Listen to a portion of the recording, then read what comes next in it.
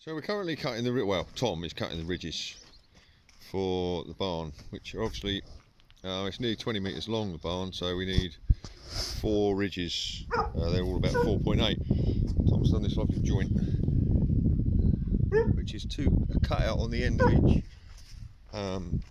ridge, which leaves a hole where and then you drive a wedge in. So that's on one end, and he's just going to cut out this on the other.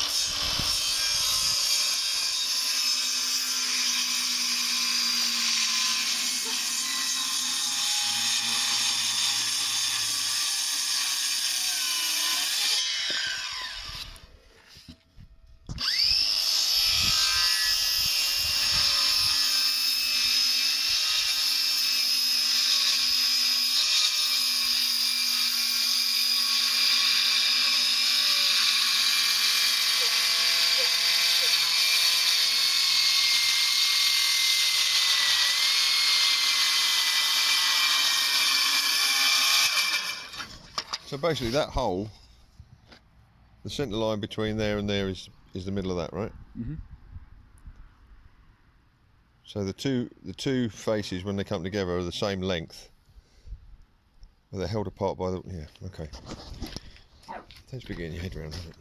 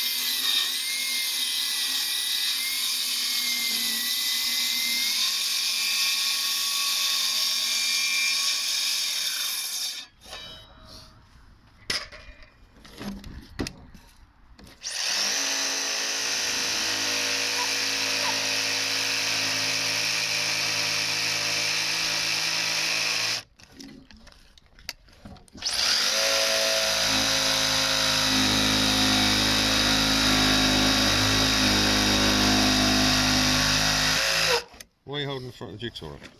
Because of the bend of the blade. Oh really? Yeah, that's why the bottom ends up kicking out. So basically I'm pushing Oh, the so blade. you're doing it so that the bottom of the tip of the thing isn't going so through too far. Just basically wedging it in.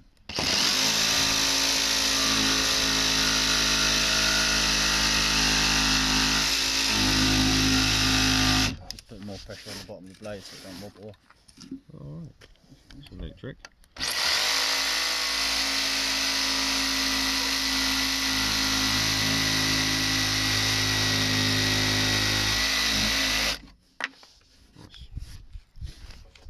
Cutouts now on there, then we'll lift that over.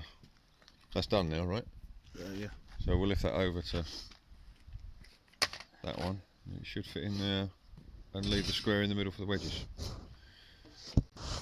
Right, let's see how it goes. Hold on. Wow.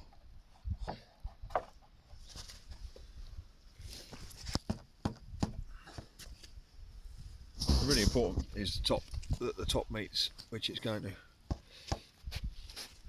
But even that over 20 metres isn't going to be an issue.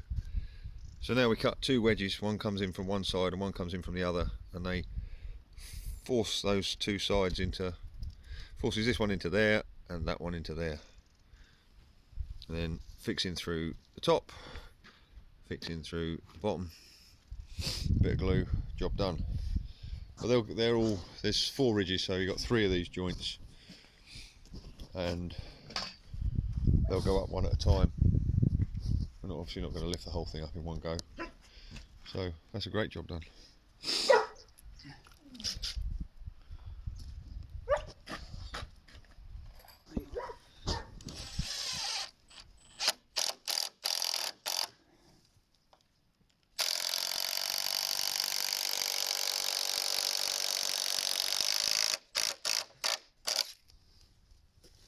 Let me kick that in round a bit. Yeah.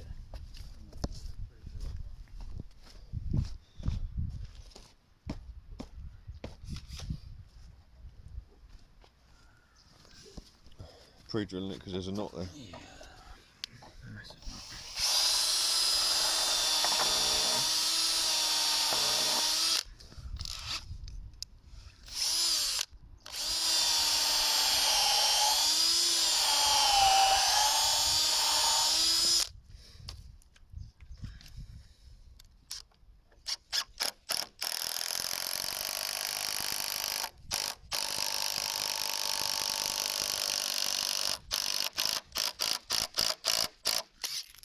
Beautiful.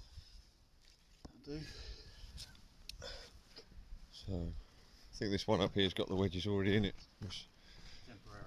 Yeah, it's just temporary wedges. So you see the two wedges are in there, driven in from each side and then just cut off, which forces the joint into itself.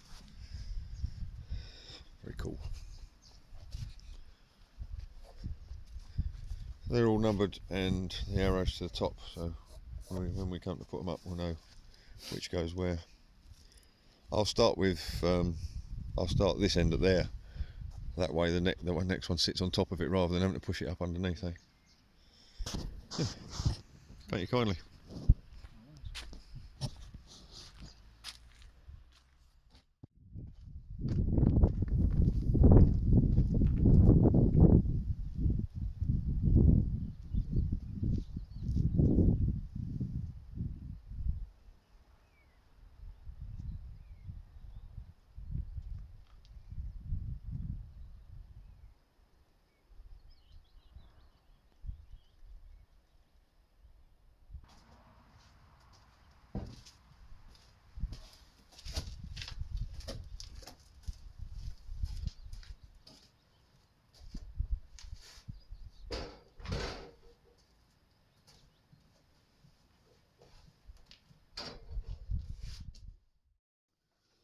Well folks, starting to get to a exciting stage. I'm cutting the floor joists for the getting ready for the roof to come off. The roof, I'll show you what I've cut so far. These are the ones I've cut. These are 5.5 meters long, 7x4s, and they've got this cut out on the end which is 3 inches. There's 3 inches cut out which leaves 4 inches, and the reason for that is we're quite tight for headroom upstairs, so I came up with the idea of doing it like this. So there's going to be a 2-inch timber on top of that block work all the way through and on the top of that wall. And so the idea is by having that cut out, the 4-inch section will go right through to the outside wall. So this cut out, they're upside down, that cut out will go right the way to the outside wall, where it will meet the rafter from the roof, and that way the 7-inch of the whole rafter will sit down 3 inches below the wall plate, which means I'm going to steal 3 inches of room upstairs, which I thought was quite a neat idea, because although we need the 7-inch to give it the strength for as a floor joist, you don't need 7 inches to hold the rafter. So that's why I'm doing it like that. It'll become clear as it gets built, I'm sure. So that's what I'm on at the moment. I'm just bringing in the 7x4s and cutting out that notch.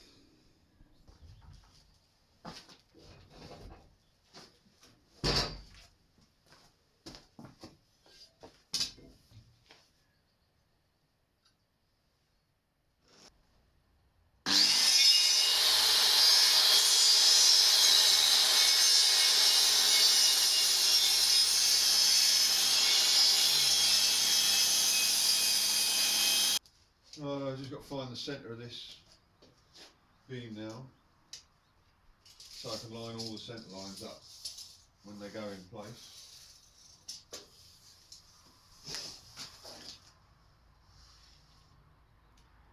So that's 53.75 half of that is 26, 50, 26, 75, 26, 80 something. So the trick when you're trying to find a centre of something is you don't have to work out precisely where the centre is.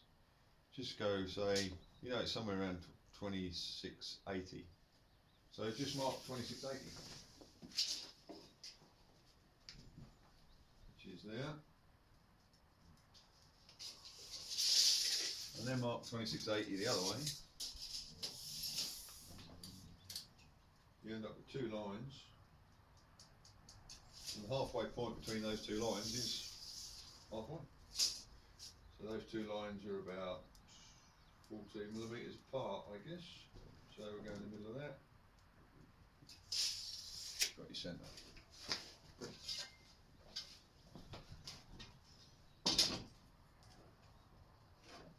And then my cutout is, I've made a note of it up there, 2125 from the centre.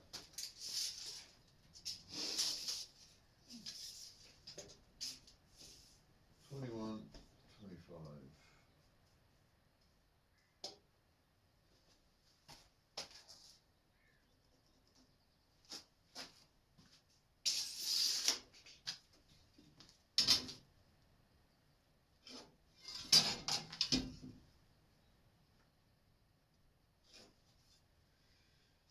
The cutout is 100mm down from the top edge, so we're left with a 4-inch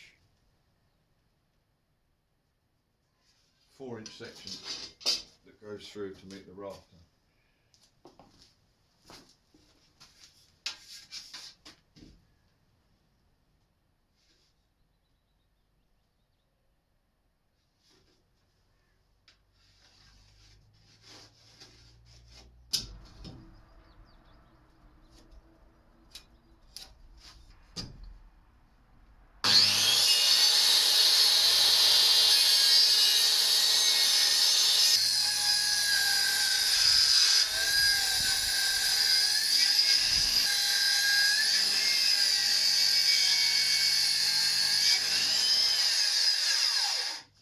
Because these are 4-inch timbers, I've got to mark it out pretty carefully and then cut it from both sides because I haven't got a saw that's deep enough. I did think about doing it with a chainsaw, but it's an old Makita saw that I've got, and it seems to be doing okay. So I'm going to stick with that.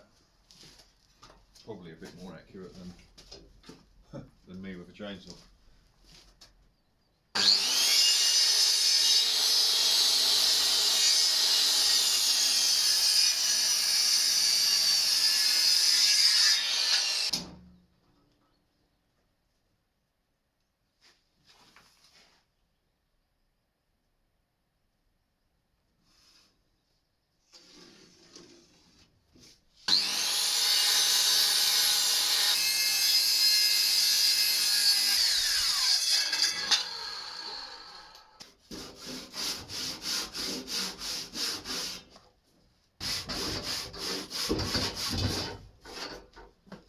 There we go. If you be careful with your marks and careful how you cut it, you can get the two shortcuts to meet pretty well. There's a little tiny bit of a lip there. I'll sort that out in a second with a chisel and a little block plane.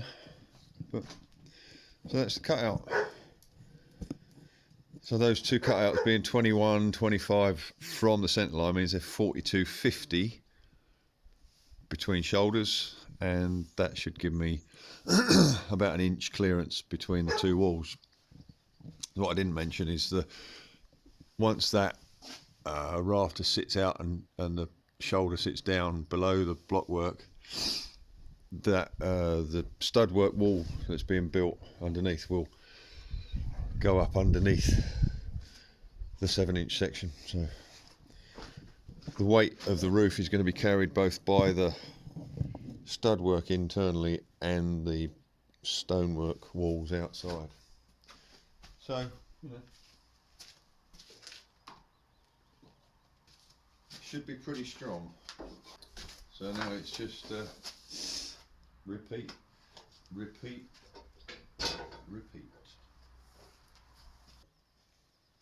I got a bit of a slow start this morning. I'll show you why. Because I spent an hour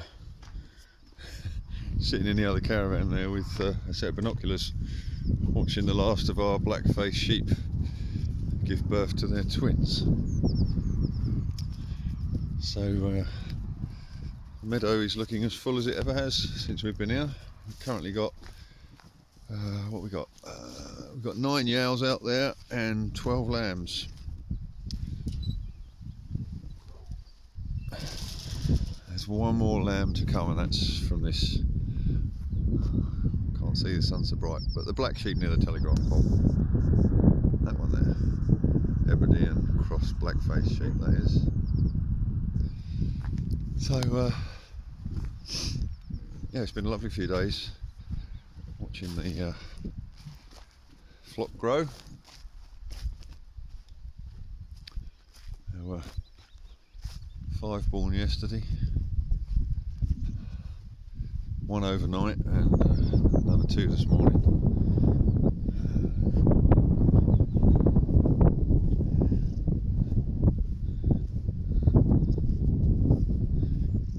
That's Smiler over there, laying down, and that's her lamb. This one here, tup lamb. This is Pete's mum. Pete was a tup that we had last year. That's her pair of twins there. That's one of the early twins that were born. That's her sister there and her mum there, Shirley. Called Shirley because she was early. Who else we got? This is Stuart.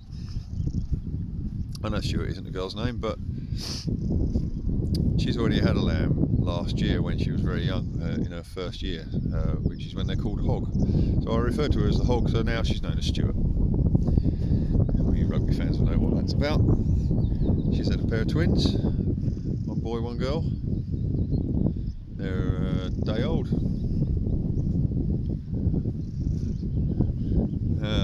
This yow here is Merlot. That's her lamb that was born this morning. Another tup lamb. And she's called Merlot for a very specific reason. You'll notice that she has only one complete horn.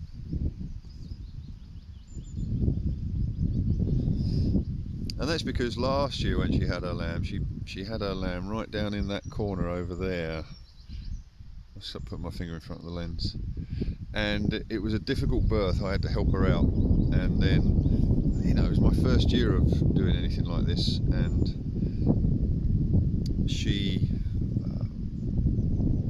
ran away from me and ran into a fence and bashed her horn. And it kind of came unseated, and I kind of asked my friends, you know, what I should do, and they said, well, yeah, you're probably going to end up having to cut it off, but you know, it might be okay. So I left it for a while, but it didn't grow back into place. It just was kind of loose. So we had to. It's an old crofter's shepherd's trick that when you cut the horn off, because if I left it as it would have just rotted. So I cut the horn off, but it leaves a hole and it bleeds and there's air comes through it. So the trick is to put a cork in it. Now when they told me this, I thought I was being wound up, but it's an old trick to block the hole up. So she has a cork still there. There's a cork in her left horn and she's perfectly fine. So because she's got a cork from a bottle of red wine in her ear, in her horn, she's known as Merlot. There you go.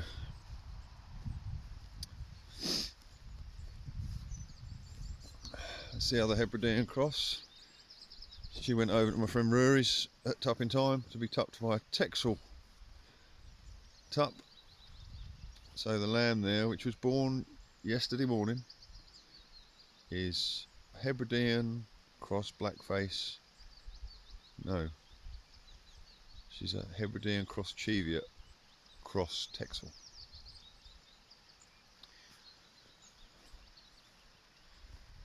This is Archie.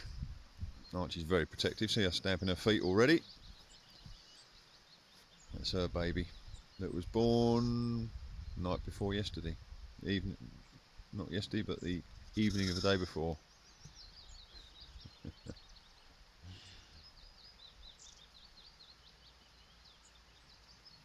Hello.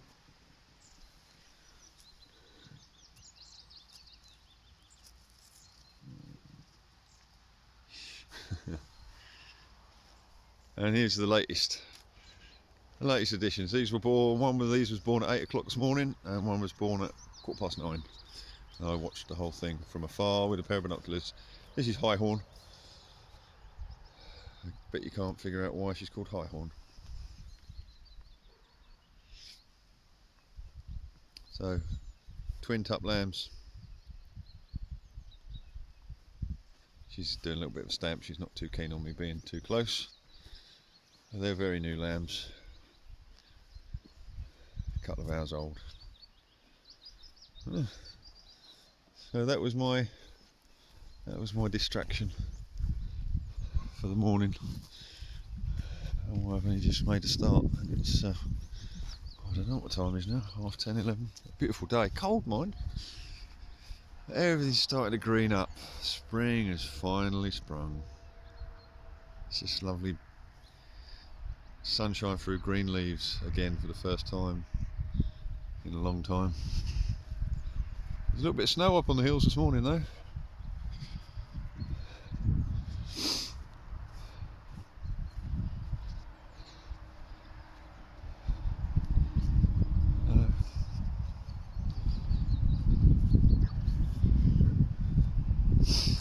Oh well, back to work.